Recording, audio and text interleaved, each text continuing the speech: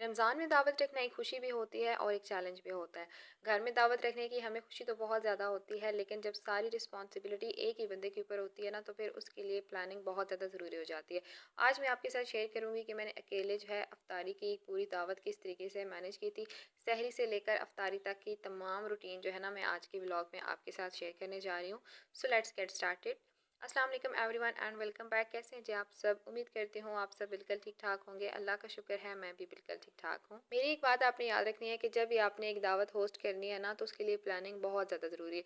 वैसे भी प्लानिंग ज़रूरी है, और अगर आप जो है अकेले आप पूरी दावत जो है होस्ट कर रही है, सारा कुछ आपने खुद करना है, तो उसके लिए तो फिर प्लानिंग आपकी बहुत ज़्यादा ज़रूरी हो जाती है। यकीन करें कि जब आप एक प्रॉपर प्लानिंग के साथ पूरी एक दावत होस्ट करती हैं ना, तो सब कुछ जो है बहुत आसानी से पॉसिबल भी हो जाता है और स्ट्रेस फ्री भी हो जाता है। तो आज के व्लॉग में ना मैं आपको पूरी अपनी प्लानिंग भी बताऊंगी, स्टेप बाय स्टेप हर एक चीज़ मैंने किस तरीके से मैनेज की। और यकीन करें कि at the time of the iftari बिल्कुल मुझे किसी तरह का कोई स्ट्रेस नहीं था, कोई मेरे ऊपर काम का बर्डन नहीं था। बहुत कामली जो है ना, मैंने सारी अपनी जो दावत थी उसको होस्ट कर लिया था। तो सबसे पहले मैंने सुबह क्या किया था कि सहरी के बाद ना मैंने किचन को बिल्कुल क्लीन कर दिया था। अच्छा, जब से रमज़ान आया है ना, मेरी यही रूटीन है कि सुबह जो है ना सहरी वगैरह करने के बाद, क्योंकि सबका रोज़ा होता है, किचन बाद में यूज़ नहीं होना होता, तो किचन जो है ना उसको मैं बिल्कुल क्लीन कर देती हूँ। बर्तन जो है उनको वॉश कर देती हूँ, चूल्हे साफ़ कर देती हूँ, काउंटर्स वगैरह साफ़ कर देती हूँ। अच्छा, मेरे बच्चे 10 बजे उठते हैं, उनके लिए मैंने ब्रेकफास्ट बनाना होता है, लेकिन एक छोटी सी रोटी उनके लिए बनानी होती है, तो उसकी वजह से किचन इतना ज़्यादा जो है ख़राब नहीं होता, तो इस वजह से किचन को मैं सुबह ही बिल्कुल फ्री कर देती हूँ। वैसे मेरा जो है दिल होता है कि मैं सफाइयाँ जो है वो भी सुबह ही कर दिया करूँ, लेकिन ये होता है कि सारे रूम्स जो हैं बिज़ी होते हैं, तो सिर्फ बाहर से जो है सफाई करने में मुझे मज़ा नहीं आता। तो सफाई जो है ना वो मैं सुबह छोड़ देती हूँ, जब मैं उठती हूँ तो उसके बाद जो है ना मैं बाकी जो सफाइयाँ वगैरह होती हैं वो कर लेती हूँ, लेकिन किचन जो है ना उसको बिल्कुल सुबह फ्री कर देती हूँ। इसके अलावा आज दावत भी थी, तो मेरे माइंड में पहले से सारी चीज़ें चल रही थी। सबसे पहले तो मैंने रात को ही सारी जो डिशेज़ थी ना वो प्लान कर ली थी कि मैंने क्या क्या चीज़ें बनानी है। अच्छा, मैं जब भी दावत करती हूँ ना, तो मेरा सबसे जो पहला ही प्रायोरिटी होती है वो यही होती है कि मैं जो है मेन्यू सिंपल सिंपल सा रखूँ, आसान सा रखूँ, और ऐसी चीज़ें बिल्कुल ना बनाऊँ जिसमें मुझे बहुत ज़्यादा मेहनत लग रही है, क्योंकि एक तो आपने रोज़ा रखा हुआ है, दूसरा आपने इतनी ज़्यादा चीज़ें बनानी है, उसकी वजह से फिर आपको थकावट भी हो सकती है, रोज़ा भी लग सकता है। इस वजह से ये चीज़ें सारी जो है ना आपने माइंड में रखनी है। बहरहाल मैंने सहरी से ही आप ऐसे समझ लें कि अफ्तारी की जो प्रेप्स थी ना वो स्टार्ट कर ली थी। तो सबसे पहले मुझे माइंड में था कि मैंने आज रोस्ट बनाना है, तो मैंने रोस्ट को सुबह ही ना मैरिनेट करके रख दिया था। अच्छा, चिकन जो था वो मैंने काफ़ी टाइम पहले मंगवाया था, वॉश करके उसको मैंने फ्रीज़ किया हुआ था, तो यहाँ पे अभी मैंने चिकन निकाला है। अच्छा, चिकन के बारे में भी मैं आपको बता चुकी हूँ कि मैंने छोटे छोटे पैकेट्स बनाए हुए होते हैं, तो यहाँ जो रोस्ट मैंने बनाना था ना वो ज़्यादा लेग पीस का बनाना था, तो उसकी जो है ना मैंने अलग से एक पैकेट बनाया हुआ था, क्योंकि मैंने बहुत सारा चिकन मंगवाया था ना, तो उससे तकरीबन 1 दर्जन जो लेग पीस थे ना वो निकल आए थे। तो वो लेग पीस जो थे सारे मैंने एक ही पैकेट में डाले हुए थे, इस वजह से यहाँ पे अभी मुश्किल नहीं हुई थी मुझे, क्योंकि एक बस वही पैकेट जो था ना उसको मैंने ओवन में थोड़ा सा मेल्ट कर लिया था। और जो है इसके अलावा मुझे तो लग रहा था कि थोड़ा सा काम है, तो दूसरी कुछ बोटियाँ जो थी ना वो भी मैंने एक और पैकेट से निकाल के इनको मेल्ट किया। अभी मैंने इनको 2-3 घंटे के लिए जो है ना वो पानी में डिप करके रखना था, उसके बाद फिर मैंने इनकी मैरिनेशन करनी थी। तो अभी मैंने क्या किया था कि पानी में थोड़ा सा लहसुन, थोड़ा सा सिरका जो है, थोड़ा सा सॉल्ट ऐड करके इसके अंदर चिकन को डिप करके मैंने रख दिया था। और किचन जो था मेरा बिल्कुल फ्री हो गया था। उसके बाद फिर बस मैंने नमाज़ वगैरह अदा की थी, कुरान पाक पढ़ा था, और मैंने अभी जो है ना कुछ टाइम के लिए सोना था। मैं उठूँगी दोबारा जो है 9 बजे के करीब, तो उसके बाद फिर बाकी जो काम होंगे वो मैं स्टार्ट करूँगी। अच्छा, 9 बजे जब मैं उठी थी ना, तो सबसे पहले तो मैंने सफाइयाँ स्टार्ट की थी, क्योंकि सफाइयाँ जो थी ना, अच्छा सफाइयाँ जो थी वो इतनी ज़्यादा करने वाली नहीं थी, क्योंकि आपको पता है मैंने डीप क्लीनिंग की हुई है। तो उसके बाद यकीन करें इतनी मेरी लाइफ आजकल आसान हुई है कि बहुत हल्की हल्की सी मुझे सफाइयाँ करनी पड़ती हैं। इस वजह से होता है ना कि आपको टाइम से पहले चीज़ें कर लेनी चाहिए। आज यहाँ पे भी बिल्कुल हल्की सी मुझे सफाइयाँ करनी पड़ी थी आगे आगे से। और वैसे भी मेरी कोशिश होती है कि जब घर में कोई दावत वगैरह होती है ना, तो मैं ज़्यादा सफाइयाँ वगैरह जो होती हैं उनके ऊपर अपनी एनर्जी कभी भी वेस्ट नहीं करती। इस साइड पे मैं अपना काम जो है वो ज़रा हल्का ही रखती हूँ, ताकि मुझे डबल थकावट ना हो। अब ये नहीं कि आपने दावत रखी है और साथ आपने घर की सफाइयाँ भी बहुत ज़्यादा करनी है और बाकी सारा कुछ भी करना है, तो फिर इस तरह जो है ना आपके लिए काफ़ी टफ टाइम हो जाता है। तो मैंने खैर सफाइयाँ जो थी बहुत सिंपल सी की थी, बस ब्लैंकेट्स वगैरह हटा दिए थे और बच्चों ने टॉयज़ वगैरह ऊपर नीचे फेंके हुए थे, वो सारी चीज़ें अपनी जगह पे सेट कर दी थी।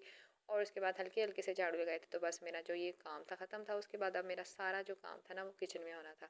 तो सफाई वगैरह करने के बाद दोबारा मैं किचन में आ गई थी और पानी में से मैंने चिकन जो था, जो मैंने सुबह डिप करके रखा था, उसको मैंने निकाल लिया था। अब मैंने इसके ऊपर जो है ना सारे स्पाइसेस लगाने थे। अच्छा, ये ड्रम स्टिक्स जब मैंने फ्रीज़ किए थे ना, तो इनके अंदर मैंने कट्स नहीं लगाए थे, और सुबह जब मैंने इनको पानी में डिप किया था तभी बहुत ज़्यादा ठंडे थे, फ्रीज़ हुए हुए थे, तो इनके ऊपर कट लगाना थोड़ा सा मुश्किल था, तो मैंने इनको ऐसे डिप कर दिया था। अभी फिर इनको मैंने पानी से निकाल के पहले कट्स लगाए थे और फिर इसके अंदर मैंने सारे स्पाइसेस ऐड कर दिए थे। स्पाइसेस इनके अंदर बहुत बेसिक बेसिक जाते हैं जो घर में डेली यूज़ होते हैं। दाढ़ा मिर्च हो गई, सुरख मिर्च हो गई, काली मिर्च हो गई, हल्दी पाउडर हो गया, सॉल्ट हो गया, चाट मसाला थोड़ा सा ऐड कर दिया, धनिया पाउडर हो गया, ज़ीरा पाउडर हो गया, और वैसे यहाँ पे लेमन ऐड होना था लेकिन मेरे पास लेमन अवेलेबल नहीं था, तो मैंने सिरका ही ऐड कर दिया था। और इसके अलावा जो इंपॉर्टेंट चीज़ है इसके अंदर वो है केचप। थोड़ा सा जो है ना 3 से 4 टेबल स्पून आपने इसमें केचप ऐड करना है। इन सारी चीज़ों को मिक्स करके अच्छी तरह जो है ना चिकन के ऊपर आपने मैरिनेट करके इसको छोड़ देना है। अब शाम को जब आपने फ्राई करना होगा ना, उस टाइम पे आपने इसको निकालना है। तो देखिए पूरा दिन जो है ये मैरिनेटेड रहेगा, तो चिकन जितना ज़्यादा मैरिनेट होता है ना, उतना ही वो ज़्यादा टेस्टी बनता है। उसके बाद जी बस बच्चे वगैरह उठे हुए थे, तो बच्चों को नाश्ता वगैरह करवा के उनको मैंने फ्री किया था। फिर मैं दोबारा से किचन में आ गई थी।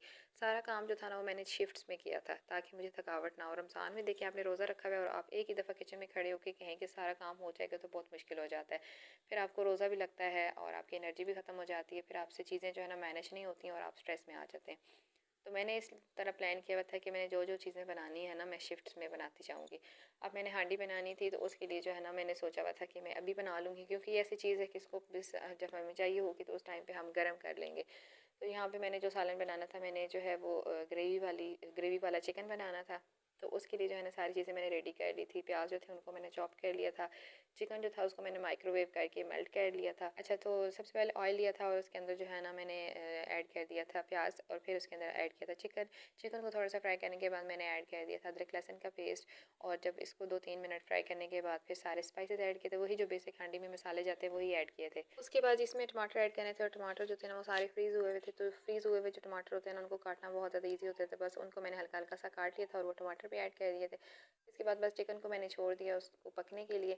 और साथ जो था ना एक और मैंने चीज़ बनानी थी, आज मैंने जो है पिज़्ज़ा बॉक्स पैटीज़ बनानी थी, चीज़ वाली। बाकी जो ज़्यादातर जो मैंने चीज़ें यूज़ करनी थी ना, वो मेरा यही माइंड में था कि जो फ्रोज़न है ना उनमें से ही मैं यूज़ करूँगी, ताकि मुझे ज़्यादा नई चीज़ें ना बनानी पड़े। देखिए जब भी आप दावत करें तो ज़रूरी नहीं है कि उसी दिन ही आप नई नई रेसिपीज़ ट्राई करें। जो चीज़ें आपने ऑलरेडी बनाई हुई होती हैं ना, बेहतर होता है कि उन्हीं में से आप दोबारा अपना मेन्यू डिसाइड करें, क्योंकि इससे एक तो आपको पता होता है कि ये चीज़ बनी हुई थी, अच्छी बनी हुई थी, या सारा कुछ आपके जो मसाले होते हैं उन चीज़ों का आपको आइडिया होता है। आप कोई नई चीज़ ट्राई करते हैं तो कुछ पता नहीं होता कि वो सही बनेगी नहीं बनेगी, तो फिर eight the time and time पे जो है ना फिर आपके लिए प्रेशर बन जाता है। इस वजह से मैंने सोचा हुआ था कि जो चीज़ें मैं ऑलरेडी मैंने कुछ बना के रखी हुई हैं उन्हीं में से कुछ जो है मैं फ्राई कर लूँगी, और जो नई मैंने आज बनाई भी थी वो भी ऑलरेडी मैं काफ़ी दफ़ा ट्राई कर चुकी हूँ, तो वो मैंने बनाना था। तो जो बॉक्स पैटीज़ मैंने बनानी थी उसके लिए जो है ना मुझे चिकन चाहिए था। तो मैंने जो चिकन के पैकेट्स बनाए हुए होते हैं ना, उसके अंदर मैंने जो बोनलेस चिकन था उसका भी अलग से पैकेट बनाया हुआ था, तो बस उसमें से मैंने 3-4 बोटियाँ निकाली थी, और वो फ्रीज़ हुआ हुआ था चिकन, तो इस वजह से जो है ना उसको काटना बहुत ज़्यादा ईजी था। उसके मैंने छोटे छोटे से पीसेस काट लिए थे, और उसको कुछ टाइम के लिए ना 10 से 15 मिनट के लिए मैरिनेट करके रखना था। मैरिनेशन के अंदर वही जो पिज़्ज़ा के हम टॉपिंग बनाते हैं ना, उसी के लिए जो जो चीज़ें चाहिए होती हैं वो सारी चीज़ें इसमें ऐड कर दी थी। सिरका ऐड किया था, सोया सॉस ऐड किया था, और चिली सॉस ऐड किया था। इसके अलावा बेसिक मसाले ऐड किए थे, जिसमें दाढ़ा मिर्च थी, धनिया पाउडर था, हल्दी पाउडर था और सॉल्ट था। ये सारी चीज़ें ऐड करके इसको 10 से 15 मिनट के लिए आपने जो है मैरिनेट करके रख देना है। साथ मैंने एक साइड पे हांडी बनाई हुई थी, तब तक जो है ना जब तक हांडी की सारी चीज़ें हो चुकी थी, तो साथ इसको जो है ना मैंने सोचा कि 10-15 मिनट हो चुके हैं, तो साथ इसको भी मैं जो है ना रेडी करके रख लेती हूँ। तो इसको जो है ना बस स्लो सी आंच पे थोड़ा सा फ्राई करना था, इतना सा कि इसके अंदर जो भी मैंने मैरिनेशन के लिए चीज़ें ऐड की हैं वो सारी ड्राई हो जाएँ। फिर इसके अंदर थोड़ी सी शिमला मिर्च ऐड की थी। शिमला मिर्च जो थी वो भी मैंने काट के फ्रीज़ की हुई होती है, तो बस वो मैंने यहाँ पे ऐड की थी। अब देखें अलग से मुझे कटिंग वाला जो काम है ना वो नहीं करना पड़ रहा, तो बहुत आसानी से मेरी सारी चीज़ें मैनेज होती जा रही हैं। वो भी मैंने इसमें ऐड किया था। उसको कुछ टाइम के लिए आपने दम लगाना है, ताकि शिमला मिर्च जो है ना वो अच्छी तरीके से गल जाए। तो वो गलेगी तो आपकी ये वाली टॉपिंग जो है ना ये भी रेडी हो गई है। अच्छा, ये जब रेडी हुई थी तब तक बस मेरी जो हांडी थी वो भी करीब पहुंची हुई थी। उसको मैंने अच्छी तरीके से सारा फ्राई करने के बाद आखिर में जो है ना थोड़ी सी काली मिर्च ऐड की थी, और मेथी ऐड की थी। फिर उसमें थोड़ा सा पानी ऐड करके उसको 1 से 2 मिनट के लिए कुक करना है, और एंड में जो है ना दोबारा आपने इसके अंदर सिर्फ धनिया ऐड करना है, जो ग्रीन चिलीज़ होती हैं वो ऐड करनी है, और हाफ़ टेबल स्पून जो है ना आपने गरम मसाला ऐड कर देना है। यकीन करें ये बहुत टेस्टी बनती है, बहुत मज़े की होती है, और बहुत अच्छा इससे जो है ना रोटी खाई जाती है। और क्योंकि ग्रेवी जो है ना वो ज़्यादा पसंद की जाती है, जब भी हम लोग जो हम मिडिल क्लास लोग होते हैं हमें ग्रेवी ज़रा ज़्यादा अट्रैक्ट करती है। तो ये रेसिपी इस तरह होती है कि कढ़ाई की कढ़ाई और साथ आपकी ग्रेवी भी काफ़ी सारी हो जाती है। तो बस सालन जो था वो भी मैंने रेडी कर लिया था, जो बॉक्स पैटीज़ की टॉपिंग थी वो भी रेडी हो गई थी। तो ये सारी चीज़ें जो थी ना मैंने साइड पे कर दी थी। अच्छा, ये वाला सारा काम जो था ना ये मैं ज़ोहर के टाइम पे कर रही थी। तो बस ये सारी चीज़ें करने के बाद उसके बाद फिर ज़ोहर की नमाज़ वगैरह अदा की थी। अच्छा, मैं जब भी दावत वगैरह का कोई सीन होता है ना तो मुझे सबसे ज़्यादा जो मसला होता है, जो टेंशन होती है वो बच्चों की होती है, क्योंकि इन सारी चीज़ों में जब हम बिज़ी होते हैं तो हमारे बच्चे जो हैं वो इग्नोर हो जाते हैं। क्योंकि अभी इफ्तारी के टाइम पे भी आपको पता है कि मेहमान होंगे, रश होगा, तो बंदा उनके साथ बिज़ी हो जाता है। तो बच्चों ने जब कुछ ना खाया हुआ ना तो मुझे साथ स्ट्रेस फ़ील हो रहा होता है कि बच्चों ने कुछ नहीं खाया हुआ। इस वजह से फिर मेरी कोशिश होती है कि जब भी इस तरह की कोई चीज़ होती है, बात होती है घर में, तो मैं उनका जो खाना वगैरह होता है ना वो पहले से उनको खिला पिला देती हूँ, उनको बिल्कुल फ्री कर देती हूँ ताकि उनकी तरफ से मुझे बिल्कुल कोई टेंशन ना हो। तो अभी मेरे पास और कोई काम नहीं था, मैंने नमाज़ ही अदा करनी थी। तो नमाज़ अदा करने से पहले जो है ना मैं उनके लिए दलिया बनने के लिए रखी थी। इसकी रेसिपी बहुत दफ़ा आपके साथ मैं शेयर कर चुकी हूँ। तो जब तक मेरी नमाज़ पूरी होगी तब तक उनका दलिया भी बन जाएगा। तो उनको एक दफ़ा खिला पिला के ना मैं बिल्कुल फ्री कर दूँगी। ये काम आपने लाज़मी करना है कि जब भी आप घर में हैं, आपने बच्चों के साथ ये सारी चीज़ें मैनेज करनी है ना, तो बच्चों को पहले फ्री कर दें, ताकि बार-बार बच्चे जो है ना आपको आके तंग ना करें। ज़्यादा बच्चे तभी हमें तंग करते हैं जब वो भूखे हैं या कोई उनकी नींद नहीं पूरी हुई हुई इस तरह। तो जब वो बिल्कुल उनकी नींद भी पूरी हुई हुई होगी, उनका पेट भी भरा हुआ होगा, तो वो आपको तंग भी नहीं करेंगे, तो वो फिर अपनी गेम्स में लगे रहते हैं। तो मैंने बच्चों को भी जो है ना यहाँ पे साथ ही फ्री करना था। नमाज़ वगैरह अदा करके बच्चों को खाना-शाना खिलाया था, उनके सोने का टाइम था, उनको सुला दिया था। फिर मैं दोबारा किचन में आ गई थी और जो मैंने पिज़्ज़ा पैटीज़ बनानी थी उनको मैंने सोचा कि एक दफ़ा जो है ना उनकी फिलिंग करके उनको बना के रख देती हूँ, ताकि सिर्फ एंड पे जो है ना मुझे उनको सिर्फ फ्राई करना पड़े। जो समोसा पेटी मेरे पास पड़ी थी वही मैंने निकाली थी और उसे जो है ना ये जो बनाने का तरीका है आपके साथ मैं शेयर कर रही हूँ। इसमें सबसे पहले नीचे जो है ना मैंने पिज़्ज़ा सॉस लगाया था, क्योंकि ये पिज़्ज़ा पैटीज़ मैंने बनानी है ना, तो इस वजह से इसमें पिज़्ज़ा सॉस किया था। पिज़्ज़ा सॉस जो है वो थोड़ा-सा लगा के फिर ये जो फिलिंग रेडी की थी वो आपने ऐड करनी है और इसमें थोड़ी-सी जो है ना आपने चीज़ ऐड कर देनी। चीज़ जो है वो पहले ही मैंने कट करके साथ ही रख ली थी ताकि बस जल्दी-जल्दी मैं ऐड करती जाऊँ। और थोड़ा-सा जो है ना आपने मैदा जो है उसको पानी में भिगो लेना है, थोड़ा-सा थिक सा पेस्ट बना लेना है और उसके साथ आपने इनको क्लोज़ कर देना है। तो इनको भी जो है ना मैंने बना के रख लिया था। उसके बाद फिर चना चाट की बारी थी। चना चाट भी मैंने इस वजह से प्लान की थी क्योंकि चने जो थे वो मैं हमेशा से बॉयल करके रखती हूँ। ऑलरेडी बॉयल्ड थे तो मुझे उनको जो है ना बॉयल करने की ज़रूरत नहीं पड़नी थी। तो उससे भी मेरा थोड़ा-सा बर्डन जो था वो कम हो जाना था। इस वजह से मैंने चना चाट अपने मेन्यू में रखी थी और बस मैंने उसको फ्रिज में से निकाला, थोड़ा-सा उसको माइक्रोवेव 1 मिनट के लिए किया, तो जो चने थे वो ईज़िली उसमें से निकल गए थे। अच्छा, चना जो चाट है वो मैं दही दही वाली नहीं बनाती। जो मैंने इमली की चटनी रेडी करके रखी थी उसकी रेसिपी भी मैंने आपके साथ शेयर की है। तो वो वाली मैं बनाती हूँ, बहुत अच्छी भी बनती है, टाइम भी उससे ज़्यादा निकल जाता है। क्योंकि दही वाली जो होती है ना वो इस तरह होती है कि हमने एक दिन बनाई है ना तो नेक्स्ट डे वो नहीं खाई जाती, क्योंकि दही वगैरह जो है वो बीच में स्मेल कर जाती है या खट्टी हो जाती है। इस वजह से ये मैं इमली वाली बनाती हूँ, क्योंकि ये भी इसका फ़ायदा होता है कि इफ्तारी के टाइम पे ये बहुत अच्छी खाई भी जाती है, बहुत लाइट सी होती है। तो आपने क्या करना है कि बस जो इमली की चटनी आपके साथ मैंने रेसिपी शेयर की थी ना वो सिर्फ इसमें मिक्स कर देनी है और आपने कुछ भी नहीं डालना। हाँ, इसके अलावा जो मसाले हैं उसमें आपने 1 table spoon chaat masala add कर देना है और 1 टेबल स्पून जो है ना सॉल्ट, और कोई भी चीज़ इसमें नहीं जाती और यकीन करें ये बहुत मज़े की बनती है, आपने एक दफ़ा लाज़मी ट्राई करनी है। अच्छा, अगर आपने इमली की चटनी नहीं ना बनाई हुई तो फिर अगर सिर्फ जो इमली है ना उसका पल्प आपने निकाल लेना है और थोड़ा-सा केचप आपने ले लेना है। उनको मिक्स करके तब भी वो बिल्कुल चटनी का टेस्ट आ जाता है, जो खट्टी-मीठी चटनी होती है, तो वो आपने मिक्स कर देनी है, तभी आपकी चाट बहुत मज़े की बनती है। तो फ़िलहाल पहले जो है ना मैंने सिर्फ चटनी वगैरह डाल के चने जो थे उनको छोड़ दिया था, ताकि क्योंकि वो फ्रीज़ हुए हुए होते हैं ना तो ताकि थोड़े से सॉफ्ट हो जाएँ। तब तक साथ मैंने दूसरे काम कर लिए थे। अच्छा, फ्रूट चाट जो थी ना आज ज़रा ज़्यादा बनानी थी तो इस वजह से मैंने टाइमली जो है वो स्टार्ट कर दी थी। तो क्योंकि काफ़ी सारी कटिंग थी उसमें, तो बस आराम से जो है ना मैंने सारा फ्रूट उठाया, टेबल पे बैठ के आराम से सुकून से मैंने कटिंग की थी, क्योंकि इतनी ज़्यादा कटिंग है और आप खड़े होके कर रहे हैं तो भी आप बहुत ज़्यादा थक जाते हैं। असर की नमाज़ का टाइम भी बीच में हो रहा था, वो भी सारी जो है ना असर की नमाज़ वगैरह अदा करने के बाद अब क्योंकि फ्राइंग वाला सारा काम रह गया था और आज काफ़ी सारी चीज़ें फ्राई भी करनी थी और ज़्यादा भी फ्राई करनी थी, इस वजह से जो फ्राई वाला काम था ना वो मैंने जल्दी स्टार्ट कर लिया। सबसे पहले जो है ना मैंने जो चिकन रोस्ट बनाना था उसको फ्राई करना था, उसको मैंने एयर फ्रायर में फ्राई करना था, इस वजह से अच्छा वो ज़्यादा था, उसकी जो एयर फ्रायर है ना मेरा वो छोटा है और जो चिकन था वो ज़्यादा था, इस वजह से मुझे 2-3 शिफ्ट्स लगनी थी और एक दफ़ा जो उसकी शिफ्ट होती है वो 20 मिनट्स की होती है, यानी 20 मिनट्स में एक दफ़ा रोस्ट रेडी होना था। तो मेरे पास 1 घंटा था, इस वजह से जो है ना मैंने उसकी 3 शिफ्ट्स लगानी थी। तो नमाज़ पढ़ने से पहले जो है ना 1 शिफ्ट मैंने लगा दी थी। अच्छा, रोस्ट जब आपने फ्राई करना है तो उससे पहले आपने उसमें थोड़ा-सा मैदा ऐड कर लेना है 2 टेबल स्पून और 2 टेबल स्पून आपने कॉर्नफ्लोर ऐड कर लेना है। इनको अच्छी तरीके से मिक्स करके फिर आपने जो है ना एयर फ्रायर में ऑयल की ग्रीसिंग करनी है और साथ ही जो है ना आपने इसको लगा देना है। अच्छा, अगर यही वाली जो रेसिपी है ना, इसी को आप डीप फ्राई भी कर सकते हैं, लेकिन मेरे पास एयर फ्रायर था तो मैंने सोचा कि मैं उसी में बना लेती हूँ। तो सेम यही रेसिपी जो है ना, आप इसमें मैदा और कॉर्नफ्लोर की जब कोटिंग करते हैं फिर उसको फ्राई करते हैं, तब भी ये बहुत मज़े का बनता है। तो आप जो है ना इसको डीप फ्राई भी कर सकते हैं अगर आपके पास एयर फ्रायर नहीं है। तो एयर फ्रायर में एक शिफ्ट लगाने के बाद मैंने नमाज़ की जो असर की नमाज़ थी वो अदा कर ली थी। फिर मैं दोबारा किचन में आ गई थी। अब सारा फ्राइंग वाला काम था, तो मैंने सोचा कि बस टाइमली जो है ना वो मैं स्टार्ट कर लेती हूँ।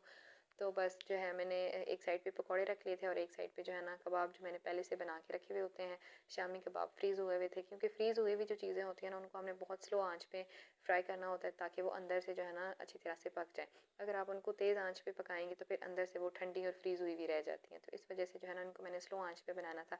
तो एक साइड पे मैंने कबाब बनने के लिए रख दिए थे और दूसरी साइड पे जो है ना मैंने पकौड़े बनाने के लिए रख दिए थे।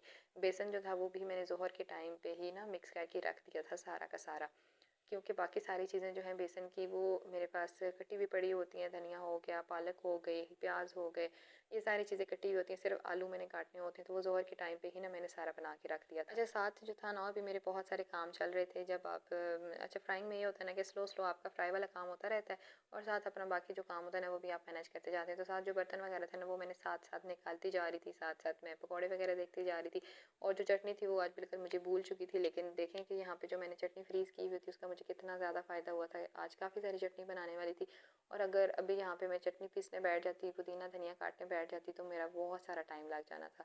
तो यहाँ पे भी आज फ्रीज़ हुई हुई चटनी जो थी मुझे बहुत काम आई थी। उसको फिर ये था कि मैंने माइक्रोवेव में जो है ना 1 मिनट के अंदर उसको थोड़ा सा मैंने मेल्ट कर लिया था और फिर उसके अंदर दही वगैरह मिक्स करके ना तो मेरी चटनी जो थी वो भी साथ ही रेडी हो गई थी।